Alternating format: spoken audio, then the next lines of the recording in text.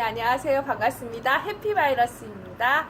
오늘도 고구려 역사유적 답사 2탄 읽어드리겠습니다. 오늘은 그 내용 부분 중에서 한 꼭지 읽어드릴게요. 일본 제국주의의 음모와 광개토 태왕비라고 쓰여져 있는 작은 꼭지 읽어드리도록 할게요. 필자가 군대를 제대하며 대학 1학년에 입학한 1965년에 한일회담이 이루어져 해방된 지 20년 만에 일본과 수교를 하게 된다.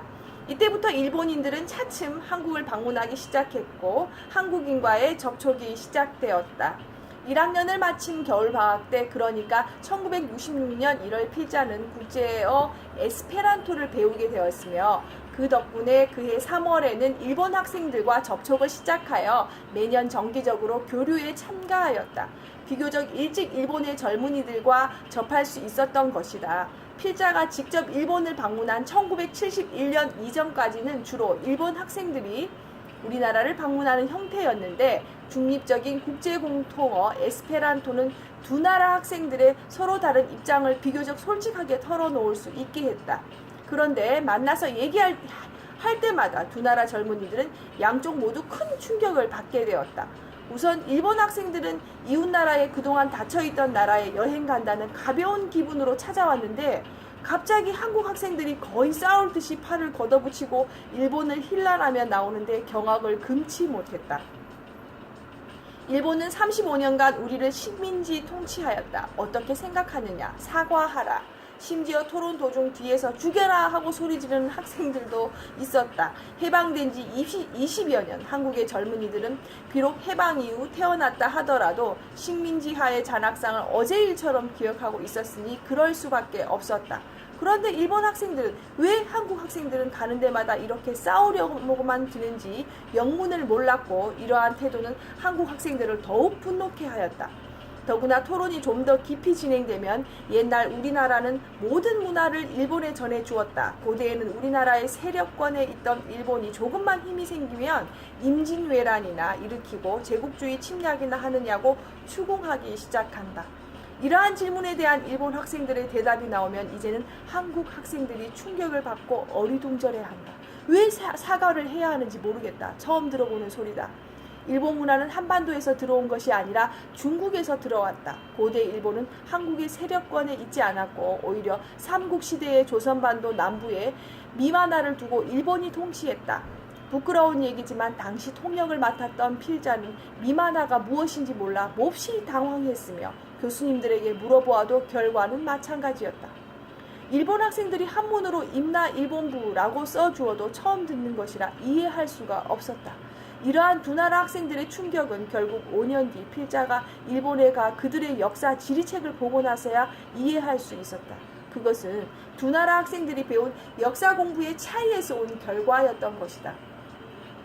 우선 일본인들의 역사책에는 한국은 관심 밖으로 별로 많이 언급되지 않아 일본 학생들은 한일 관계사에 대해서는 아주 무지하리만큼 모르고 있는데 반해 한국 학생들은 우리나라 역사가 모두 한일 관계사인 것처럼 너무 많이 알고 있었던 것이다. 일본 학생들이 알고 있던 역사인식도 우리가 알고 있는 것과는 전혀 달랐다.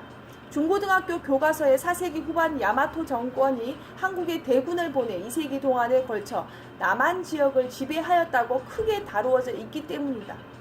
이렇게 배우고 이렇게 알고 있는 일본 학생들에게 일본 문화는 모두 한국에서 건너갔고 고대에는 한국 문화권에 속해 있었다고 하면 받아들일 수 있겠는가?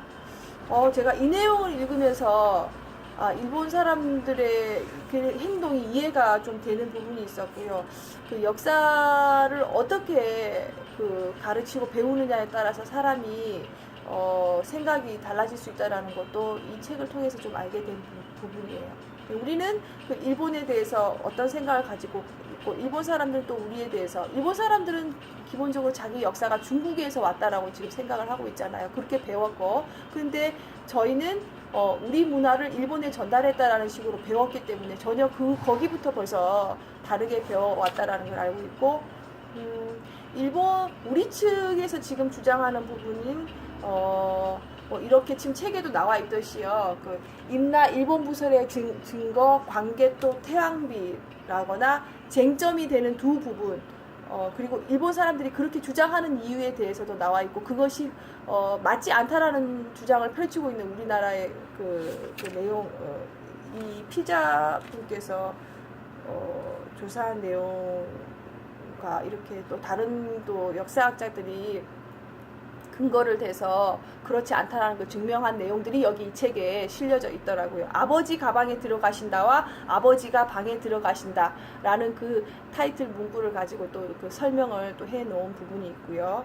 그래서 좀 구체적으로 역사 공부를 하시는 분들은 이 책이 정말 도움이 많이 되겠다라는 생각이 듭니다.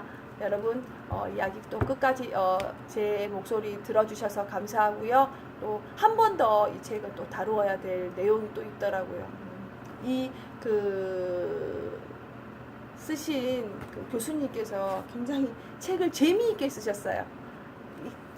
어떻게 보면 딱딱할 수 있는 내용을 그 본인의 경험과 거기서 있었던 실제 상황을 감동적으로 그려진 부분이 있어서 그 부분 꼭 한 번 더 읽어줘야 되겠다 싶더라고요.